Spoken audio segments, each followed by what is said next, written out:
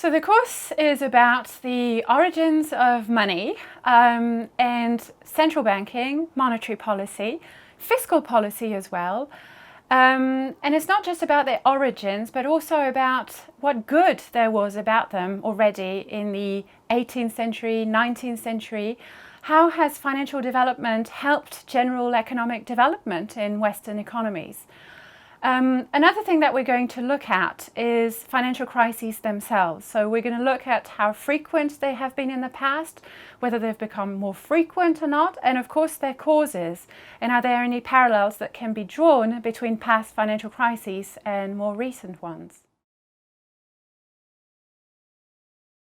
So the most interesting part of my course to teach is definitely, I would say, the Great Depression. I think it's because a lot of students are interested in the possible parallels to be drawn between the 2008 financial crisis and the Great Depression.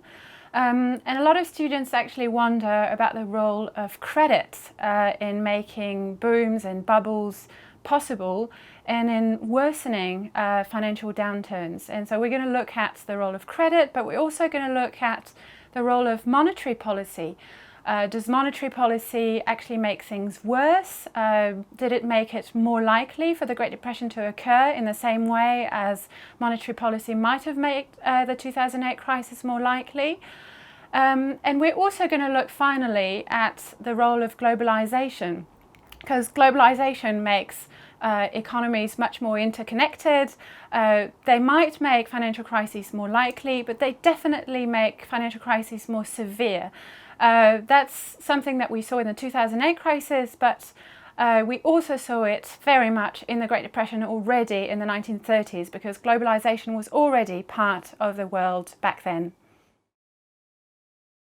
One of the things that people talk a lot about today is unconventional monetary policy, such as quantitative easing. And a lot of students don't really understand what it is or how it differs from previous types of monetary policy.